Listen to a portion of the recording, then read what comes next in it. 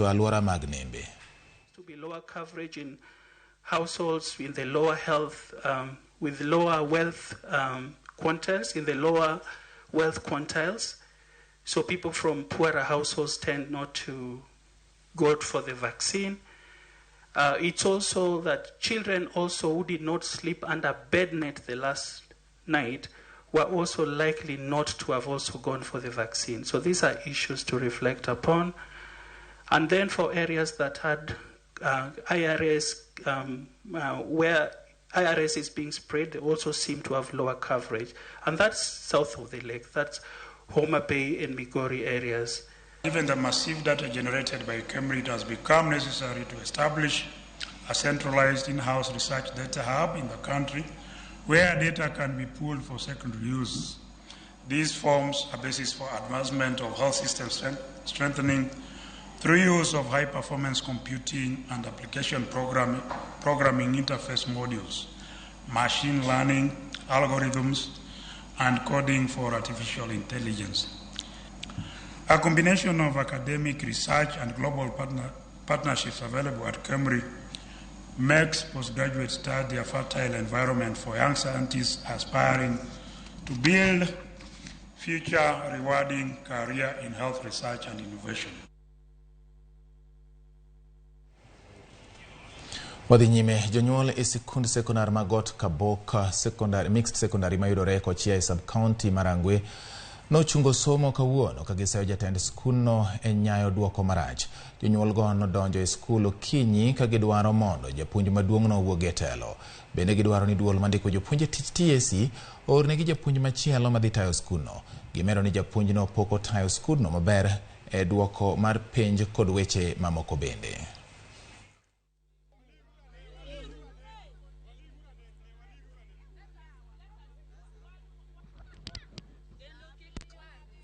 Kundi noseko podho to jakoma ni nitie sudo mokelo sikul ni nyithindo nitie skul ka. Chandruok machielo manitie wanwang'o ni sikul ka principal achiel ni en moserve kaka principal, en deputy, en messenger ma skul, en basa. Koro gimano en storekeeper. Principal ni okochiegni gi community. Okoketo jonyuol machiegni ma jonyuol nyabedo kode machiegni ma gipor kodgi wach achiel. Mar ariyo en performance mar skul ni. Skul ni kano lore kata ka idwa lore ne wan gi nyithindo madhi 14. Makoro wan kaka jonyuol ne wachak wayiero board motegno. Ma board ni ne wuotho ot ka ot mondo wafech nyithindo manitiere kuonde mopogore opogore mondo skul ni obed motegno. Japuonj nego nwa sikul. Ka japuonj nodonjo sikul kano yudo ka nyithindo ni sikul ni 200 gi wiye. Koro bet ne ka ma ike mano time pencha ne mar adek. Oko mi nyithindo kata miluongo ko luongi kata ni nyithindo donji to nyithindo nodhi modong nyithindo 13. Nyithindo 13 no timo penj manodhi ma sikul odong nono. Mane kaka winjo kaka jonyuol ywak e gwenge mag Rangwe kocha nyaka Ramogi. Wadhi ane kaunti ma Migori. Migawo mar thieth e kaunti ma Migori ogolo siem ne joma lal kod yedhe mowinjo chiw e osiptende mag kaunti no e sama thoth kuonde thieth onge kod yedhe.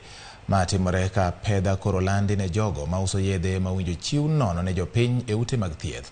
Apedha ni omiyo mak yedhe moko mane okwal e osiptal marongo otieno manyoro. Jatend migawo mar weche mag thieth Migori Joshua Ngara wacho ni gibiro dhi nyime gi apedha kendo kawo okang' mager ne jokuo maluchore gi yedhe mowinjore otigo de ute thieth mag piny owacho kendo gilal godo mero.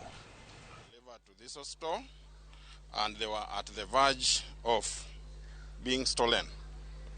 Now our reinforcement officers were vigil.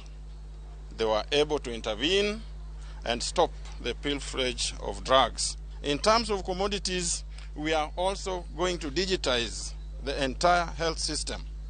We are trying to automate systems so that issues like what we are talking about here should end. Pilferages are real, and when we come to our facilities, we can't even find drugs. So we caught these things, and we brought it to the attention of the county to come and deal with it. And since we got them, now we'll actually have a law to come and actually deal with it. We'll do thorough investigation first to find out the core root of this thing. I also want to assure you that I'm here to ensure that all the checks and balances and safety nets are put in. Nakora mogero kamano kuom keto Ramogi TV rani wakawa ne yweyo marwa mokwongo weche wa manyien mag Migago gi sani mor mara nikech keto Ramogi TV kendo imedo yudo mathoth kotenre gi weche manyien ma wakelo ni gi sani jok mabina neno ka diko na ka erokamano neno ka indika Okotho mulo mari yenga wacho ni entiere yenga ulore tuned and watching Ramogi TV yo makare ka entiere yenga ulore erokamano ahinya. Erokamano wayudu maber Ouru Nyambok Oyugis Dala erokamano ahinya. Erokamano Migago tera maber kendo yudo weche manyien Kevin Osing iluongo ni Festus Maringa Kojwach en bende en kanyo. Samuel Woodamani wacho ni oyudo Migago live kuwuok Games in Naga Massive kendo wacho ni Migago nyale e odiochieng' ma kawuono. Yiena mondo akaw yweyo mar adundo ka waduogo pod wan gi mathoth e Migago kik idhi mabor.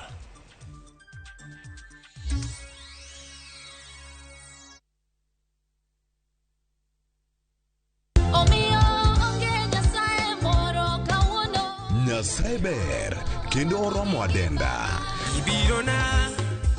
Ibirona baba. Gima lokore seche ma ng'ato pongiro kamano e chunye.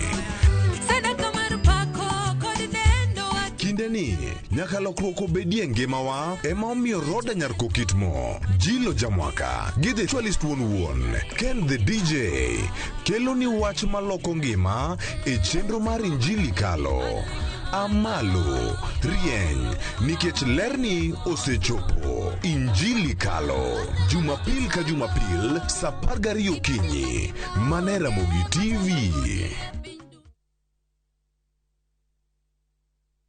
Raundi ya tindi kwa tigara botaka imenyasai maiga. Hosori enyira naende embouke gima. Wa? Biore. Nyasai mbia na chorete. Haki nomboko boli mbai wana ina boli ga. Hosima ta getinya tichi. Karo masachi hoteli yeye. Na erarochi. Ombogo tabu atinge baka. Ngitate mutagochi. Otaite somoni yaku. Asenge njisata kitibosoku. Kurende kende tige komutanga kurenda enibo amune amate yaye. Ayo montako ire kiaraiga. Engo kunere. Tengera ege teacher egosori enyeke gima yaruliriko aseviu sasa bono.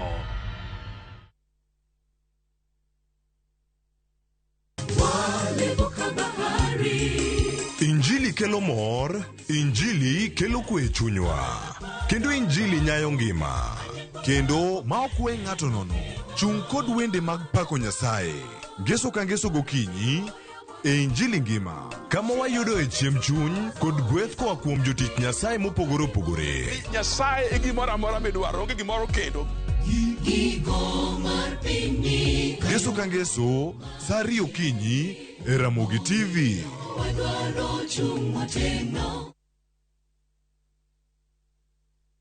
Weche manyien muoch pile ka pile kumora mora kendo samora mora. Anyalo rito mondo anene kata asome kata anyalo bedo e kind joma kele gi simba mar smartphone, Citizen Digital en reporter mar jopiny. Seche mantie wach motuch maparo ni nyalo moro oganda.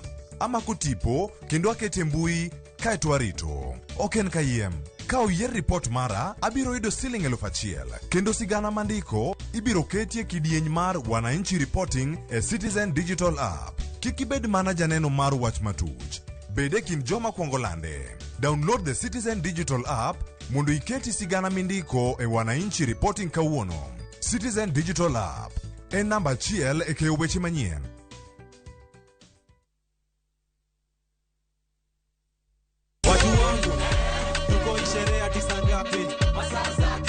Another super sato mawarro mekae ndiye cheno miluongo ni Mdagmor Ramogi TV.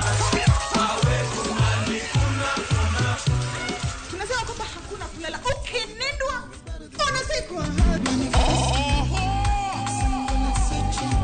Tupige sherehe kwa ploti kwani iko nini?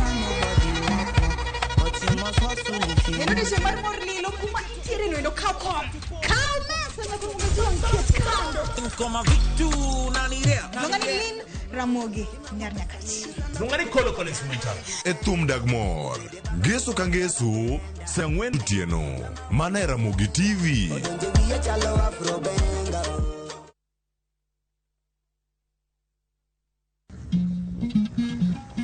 Oganda en kitgi. Joluo bende wan gi kitwa. Wakelo ni luo kitwa gi timbewa. E chenro mar 111. Ngeso ka ngeso, saa 1:45 mar otieno, gi Rabala Kwasi Owad gi Rajabu.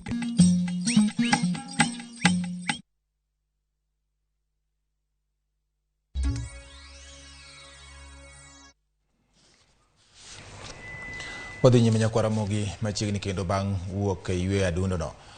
Riwruok mar jofwambo koro dwaro ni mondo ket maino gi kedo kod midhiero mag weche mag achiedhnade mag paro mamako jokanyo mag ute mag fwambo. David Moyo, ma en jatelo mar Media Council of Kenya, okwayo ute mag fwambo mondo mi obed kaloso chenro mag twak gi jofwambo magi kaluwore kod lokruok mabedo e sekta no koting'o weche mag wito tije. Omedo kwayo jofwambo mondo owuog oko mar manyo kony ka gifwenyo ni giyudo pek e yoregi mag tich.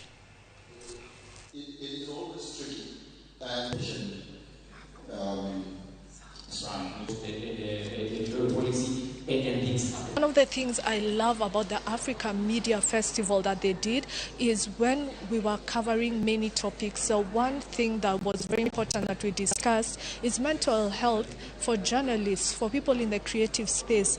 And that is such an important topic because these are people who are going out covering gory stories, but then they don't have a space or a forum that allows them to heal and decompress and process everything that they've just witnessed. Wale mafunzo na counseling wengine kuwasaidia ili wakaweza kueleza kutatua matatizo yao, kuweka katika social networks, yani wakawa na marafiki zao na jamii, kwa maana mambo haya yanaanza unapoona kwamba mwanahabari ana matatizo, pengine amekosa kazi ama hali ya uchumi imedorora pengine ama ana matatizo pale kazini. Kwa hivyo tumekuwa na mpango huo na mashirika kadhaa kuwasaidia wanahabari wakaendelea. Kwa hivyo sisi sasa tulivyoanza, lakini pia tunaendelea. Tatizo nimeona kwamba ni kwamba wanahabari sasa ambao hawana kazi na wana matatizo yameongezeka sana, kwa maana vyombo vya habari vingi vimewaachisha kazi watu wao wengi, na inabidi kwamba pengine tutafutane tuwe ushirika wa watu wengi zaidi ili tuweze kuwasaidia wanahabari wale. Riwruok mar jopuonj mag sekondar Kupet odonjo e winjruok kod tenda mbalariany ma Kibabii mar siro moko kuom jopuonj mamedo sombgi. Chenro no geto jopuonj kwano mamedo digri mar masters kod PhD makoro biro yudo sir mar chwalo sombgi e nengo mani piny. Ka oloso e tok keto kogno e winjruok ma kamano, jatend mbalariany ma Kibabii Ngire Isaac Odeo oyango ni jopuonjre maromo 700 oseyudo sir mar somo e chenro machalo kod mano.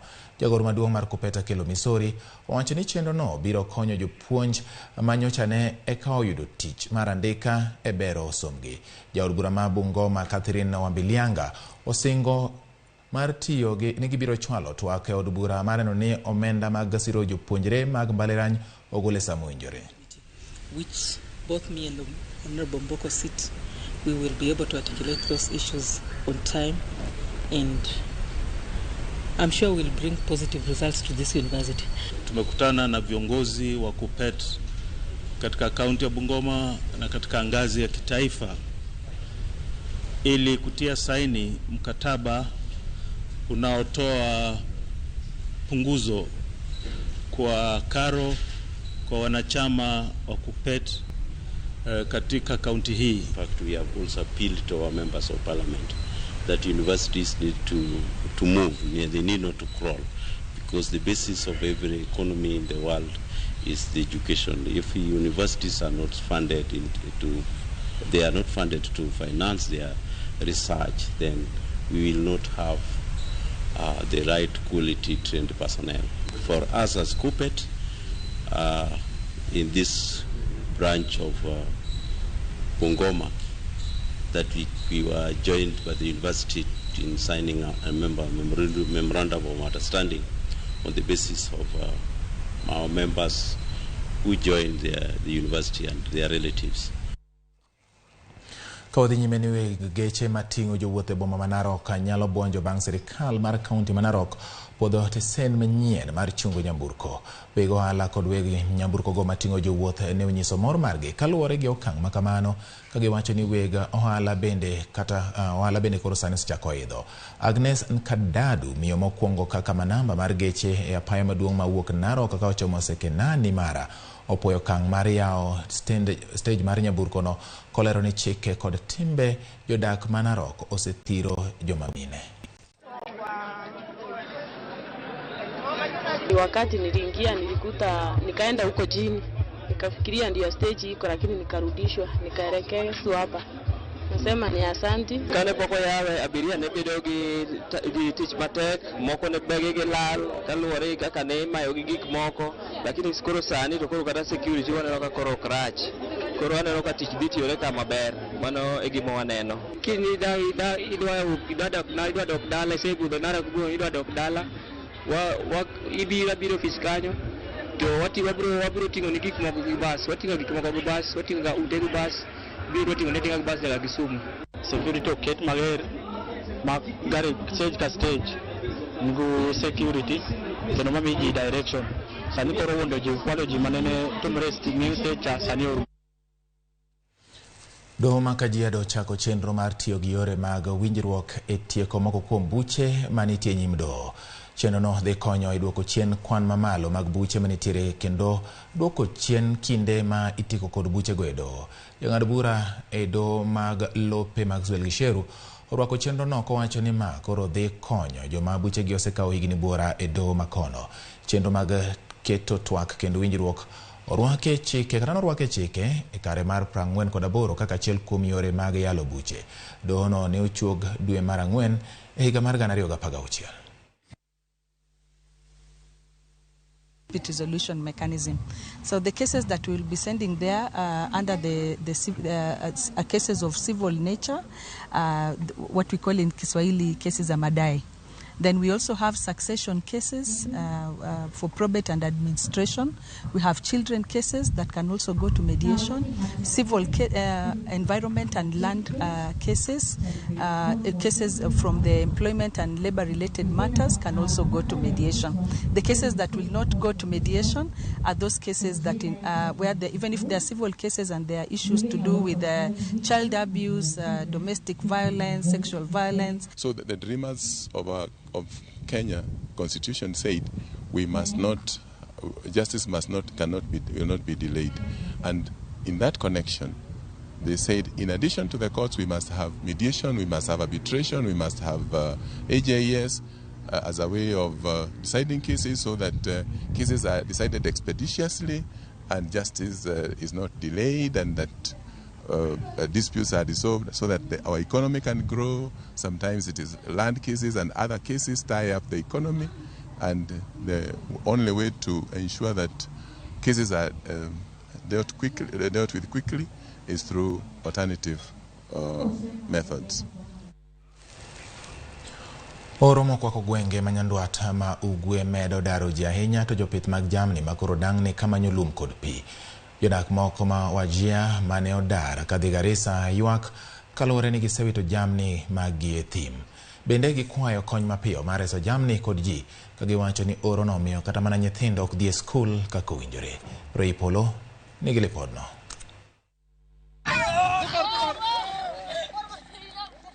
Kata thuondi mag thim kaka ngamia bende oro osenuro. Jamni medo tho kendo geno mar jodak bende duono. Omiyo gidar e gwenge mag kaunti ma Wajia ka gichomo Garissa. Hata kama ni Wajir South, Wajir East, hakuna mtu wa Wajir imebaki huko, watu yote wafukaji wamekuja hapa. Ywak eni jamni magi medo tho kata eyo. Garissa mane gigeno kaka kar resruok bende olokore kar midhiero. Ring jamni ma oro onego ema okere kar lum. Ngamia anakusha, ng'ombe pia anakusha, kidogo kidogo mbuzi inabaki. Wacha ng'ombe watu alianza kukufa. Hajakufa lakini kuharibu kukufa. Rio wiyo ji kod jamni nikech yao otuo kaluwore ni pok gineno koth malong'o kuom higni 3. Kama kilomita 1 iko watu 700 ama 200 ambaye hawana nyumba, hawana bunda ya kushota maji, hawana maji wanaomba ile magari ile inapita kwa hii barabara ndio wanaomba. Oro makech oriembo kata mor mar nyithindo makoro sombgi medo rochore kaka gimedo ringo midhiero no. Na wakati Ruto aliapishwa anasema kuna Mkenya atakufa kwa ajili ya njaa, na sahi watu wa karibu kufa. Maendeleo labda itakuwa afya na elimu na ukame. Mambo ya kutoa barabara, mambo ya kutoa manyumba, hiyo itakuwa baadaye. Magovernors katika hii sehemu ya asal area lazima wawe na contingency fund, pesa ambaye wakati natokea shida, wakati natokea msiba, anaweza kuchukua. Nikech chieng' makech, ji onut kuonde jot magibaso e thim ma Garissa ka gigeno ni piny owacho biro chwalo negi kony. Ray Polo, Ramogi TV. Nyako Ramogi mane ka weche chalo nyandwat ma ugwe mar piny Kenya odhiane kendo nyaka gwenge manyatike kaunti ma Migori kama oyudo ni nok mar pi okwako gwenge manyatike kendo koro chuno oganda mondo wuotho ndamo marabora ka gimanyo pi aoche ma yudore e gwenge mandhiwa. Jafambo marwa Jojuma nigi ler mar wachno.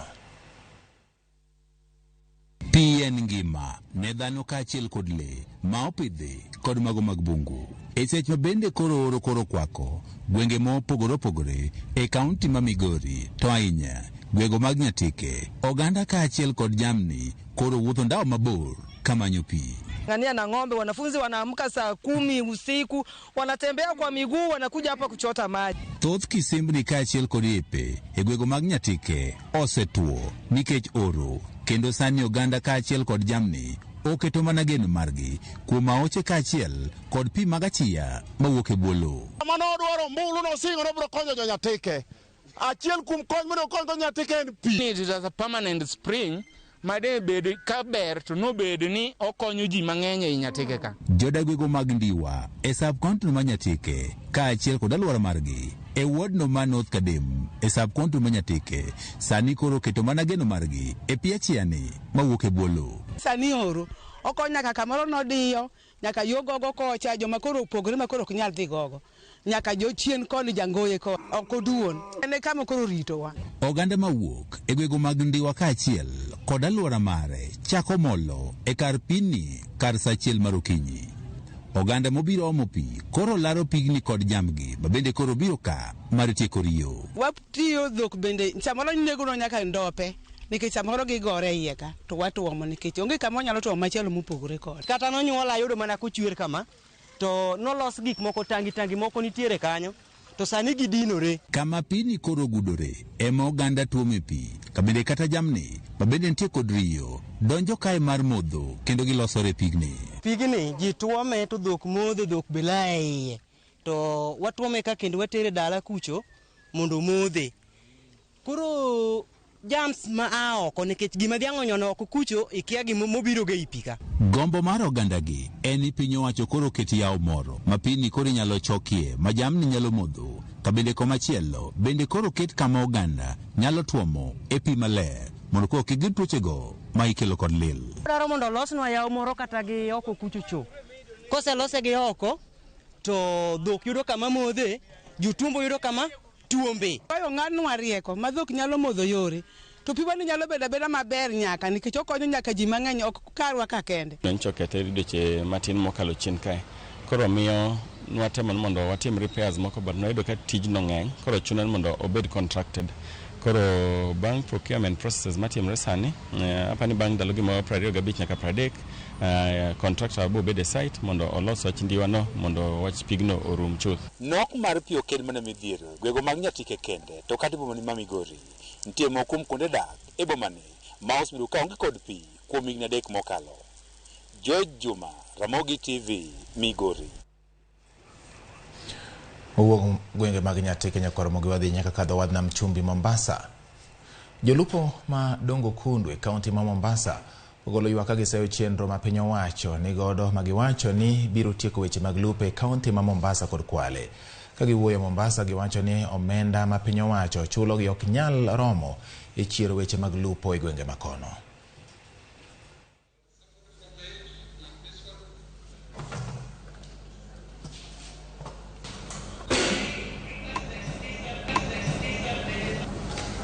for 5 days to respond to their application. SZ nakuja na kazi niyo hiyo. Hii itadredge karibu mara 5 kushinda ile ilikuwa. Kwa hivyo kuna possibility ya kwamba uvuvi katika sehemu ya Mombasa na Kwale utakuwa umeisha. Lakini swala ni kwamba je, huyu mvuvi anapokuwa ako pale na miradi hii ya serikali inapokuja hajatambulika na amekuwa ni mtu wa kulalamika kuuliza nitapelekwa wapi. Saizi tunaambiwa kwamba kuna compensation. Compensation ambayo tunapewa hatupewi. Piny owacho onyiso luoro mare ewi chenro mag luwo rech e nam ataro ma Indian Ocean ka itiyo kod gik lupo mag rech ma piny owacho ok opuodho. Ewi mano, piny owacho oyango chenro mar tiyo kanyakla kod migawo mar lweny e kedo kod gige lupo mag rech ma chik ok opuodho. Jatend migawo mar weche mag nam Salim Mvurya oseyo chenro ma kamano ma owacho ni itayo kod bad migawo mar Exclusive Economic Zone EEZ. Kaluwore gi Mvurya, jolupo mag rech ma pacho ka onge kod nyalo mar nyiewo masinde mag luwo rech ma nengogi ni malo kaka trawlers, gino ma omiyo jolupo mawuok e pinje maoko thuolo mar tiyo kod masinde mag trawlers e luwo rech e nam ataro, gima owacho ni rocho ratiro mag jolupo ma pacho ka. E koka kore gavana ma Lamu Issa Timami to oywago onge mag masinde mitiyo godo gi lony manyasani e kano rech, gino ma owacho ni miyo jolupo lal. And especially in the exclusive economic zone is a very serious challenge, because within the EEZ, that is where we have industrial fishermen who fish tuna and other species. I can talk about my county, Lamu. Before I came in, we didn't have a single fish landing site. We have moved in Waziri in the last 2 months. I've already gotten 3 title deeds for fish landing sites. Blue economy is, a continental agenda, and our work as IGAD is to bring this closer to our member states. We've developed a 5-year strategic plan at the regional level, and we've requested or supported our member states to adopt and cascade this to the national level. And we are very pleased as IGAD the efforts that the Kenya government under the leadership of the dedicated ministry together with the Council of Governors. Purwan mane mago motendre kod weche mag lupo kamoro ni lupo en achiel kuom yore mag yuto ne jodak makadho nam chumbi.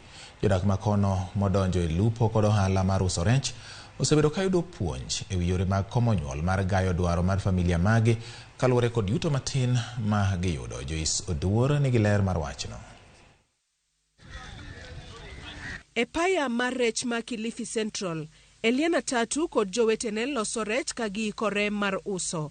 Eliana en min nyithindo 6. Nonyuolo nyithindogo maluore mapiyo nikech noonge kod ng'eyo ewi yore mag komo nyuola. Sijajua mambo ya kupanga. Mimi mwenyewe tayari nilizaa watoto kila mwaka. Nazaa 2001, 2002, 2003, 2004, 2006. Mimi nabeba tu na hata mimba ikiingia mimi huwa sijui. Mtoto ameketi mpaka akiwa na miezi kama 6. Najisikia mbona sijapata damu zangu. Kumbe ni ujauzito tayari umenijia. En kaluore kod achidnade mar nyuolo nyithindo moluore mapiyo, emomiyo jolupo kod jous rech e gwenge makadho wath nam chumbi ipuonjo ewi yore mag komo nyuola. Chenro makama mokelo kanyakla migawo mar thieth kod riwruoge mochung' ne rito alwora kaka mar WWF osechako kelo lokruok ne johalago mayuto margi mapile kapile ni piny. Lakini saa hii si zai tena, na ndio sasa nikapata hiyo elimu napelekea wale wenzangu ambao naona bado wako chini yangu ambao bado wanazaa, ili nao wajue kuwa kuna hii mipangilio ya uzazi. Na watu tuna spread ile message iende kwa kila mwanachama, na wale wanachama nao wanabeba hii message wanazipeleka kwa community nyumbani. Kwa ni kuzaa hivi hata hujui fanyeje, lakini kupitia na elimu sasa tunafundisha hata wenzangu ni uzazi kimpango, watoto wenye wanaweza kulea. Puonjno bende geto rito aluora mar namataro mar rito mwandu mopogore opogore mathoro kelo yuto ne jodaka e aluora mar Dhowath. When you target the beneficiaries or the target groups that we work with, na unaleta haya masuala yote katika platform moja, wao wenyewe wanakuwa na interest because wanaona as WWF you are very concerned about all aspects of their health, and that wataendelea kulinda mazingira wakiwa na afya njema. Lazima mke na bwana lazima wawe na afya zao nzuri. Mkiwa na afya nzuri, hata nyumba pia itakuwa nzuri. Kwa sababu pengine bibi, wewe bwana, unaweza mzalisha bibi yako kila siku. Kwa sababu hujui majukumu yako, unajua kuzaa ndo kwamba wewe ndio umekamilisha, hapana.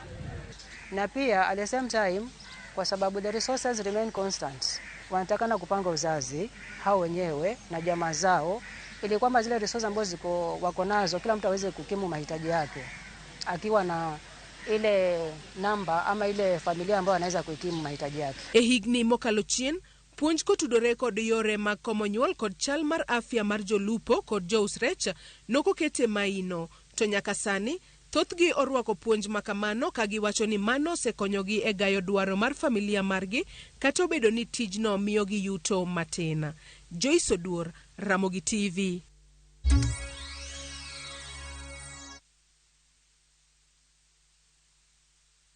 Fresh episodes now available on View Sasa. In Asali Chungu.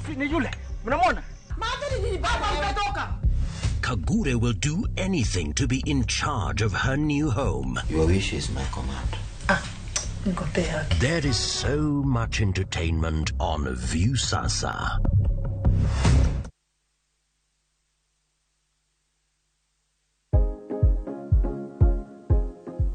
Oken gima wendo ka ilalo yier wiyi maromo e kind 100 nyaka 150 kuom odiochieng' achiel kende. Kik chandi nimar en gima timorega.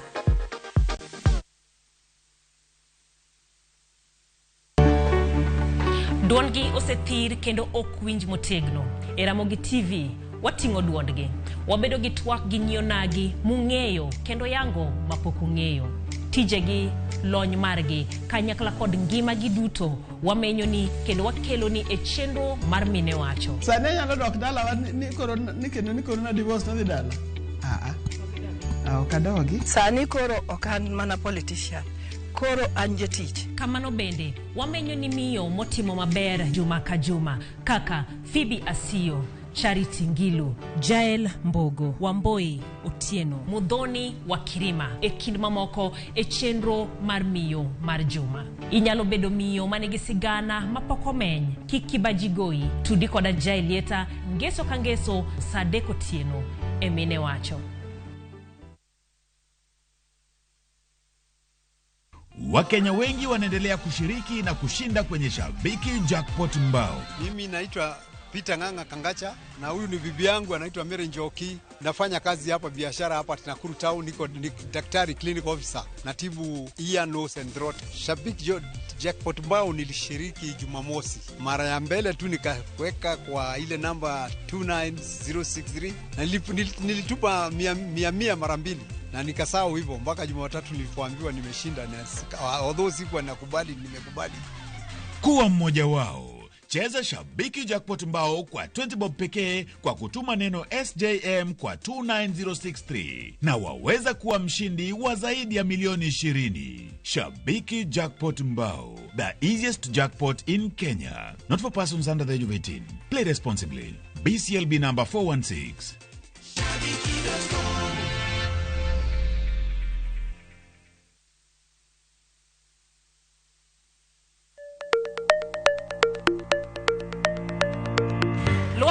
Ohala osebedo kalokore, keto mwandu bende osekao yore manyasani. To ginang'o manyaka ing'e kapok ichako ohala? Kuonde mage minyalo kete mwandu? Ramogi TV biro yango ni kit ohala, kaka itimogi, kachiel kod yore mag keto mwandu. To ok mana mano kende nyakoro mga juang', bende wabiro twak kod yawuoto nagi kod nyionagi matimo ohala, maweg kembe, kachiel kod mago man kod lony e keto mwandu. Mana e chenro mar ohala gi mwandu e Ramogi TV kod an Lydia Okeyo.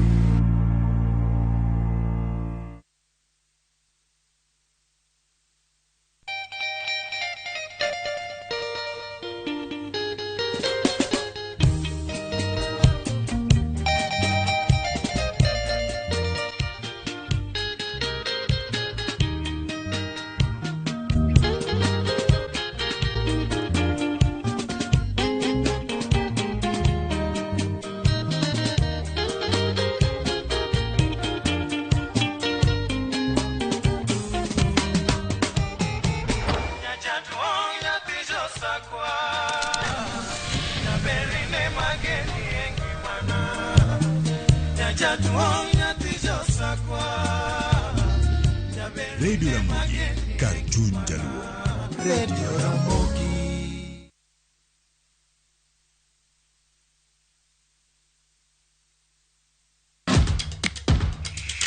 Epewe mag tuke mayero, hero mar adhula, kendo ipako gilo. Tudri kod James Opondo, japicha, gi Milton Ochieng Jaka Black, e pau tuke. Chieng' Ngeso ka Ngeso, chakre sa 8 odiochieng', nyaka sa 10, mana e Ramogi TV.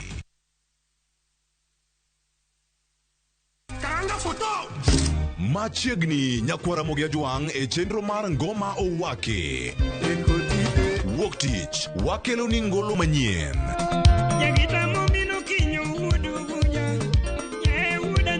Tich ariyo, ras, reggae owake. Tich adek, en odiochieng' mar twak gi jothumbe. Tich ang'wen, kama nene, waterie golo machon. Tich abich, sukus owake. Kete manaka kod Papa Vic, ngoma owake, wuok tich nyaka tich abich, sa 10 gi dakika 15 odhiambo, nyaka sa 12.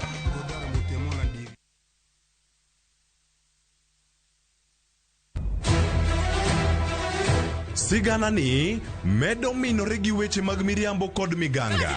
Gimora mora ne en mar miriambo. Mano barua mar miriambo. Gimana pando okibiyudo. Weche era medo bedo matek kendo mapek. In kendi midwaro dhurufka to in okibiyude. Zabki. Aheri gi chunya te. Kata kamano, joma oherore ok nyal pando heragino.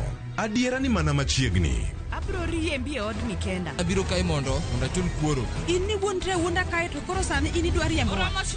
Ewi magi duto, nyaka joot achiel chung' kanyakla. Nyithinda bo bedo kamoro achiel kendo. Tapki, wuok tich nyaka Ngeso, sa 2 gi dakika 15, mana e Ramogi TV. Kik bai.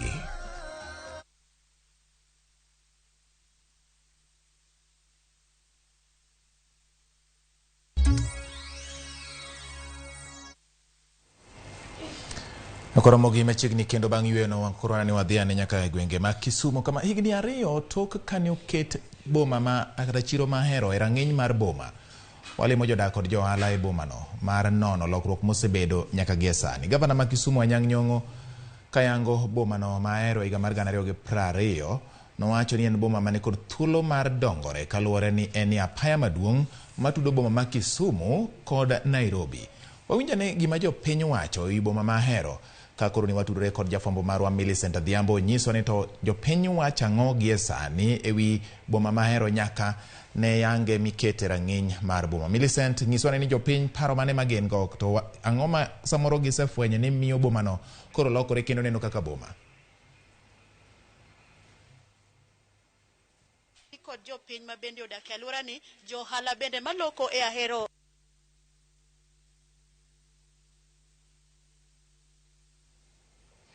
Ramogi medo temo mondo watudre kod jafwambo marwa Millicent Adhiambo ewi wach makamano kata kamano podo kwa yude malong'o koponi thuolo marwa mar tudruok kod gobedo makare Ramogi to wabiro dhi achiel kachiel mondo wawinjane to jopiny negi wach mane ewi wach mar boma mahero nyaka ne dhiale kata yange kaka boma e higa mar 2020 gi gavana mar kaunti ma Kisumu Ngire Peter Anyang' Nyong'o. Ramogi mago podo bro medo luoni mondo wawinjane pach jopiny gik ma samoro boma no osekelo kaka lokruok ne johala kod jodak me alwora no. Wadhi nyime kod weche mamoko Ramogi koro wadonjane weche mag tuke kama chenro mar Kongo kendo bero chal mar alap tuke ma Kasarani omako mach juma achiel kende bang' ka Sports Kenya ne oyudo kombe mar medo e orofa mamalo mar alabno. Duol mochung' ne weche mag tuke pacho ka ringo mapiyo mar chopo rang'iny ma biro miyo piny Kenya bedo kod thuolo mar bago tuke monywando pinje maoko. Piny Kenya ne omi rang'iny ma nyaka gichopie kod riwruok mar tuke mag adhula e pinje Afrika CAF mondo yienegi bago tuke mamoko. Jatend migawo mar tuke Ababu Namwamba kod jagoro mongirore Jonathan Mweke nyoyoro e chenro mar goyo peksen alap ma Kasarani.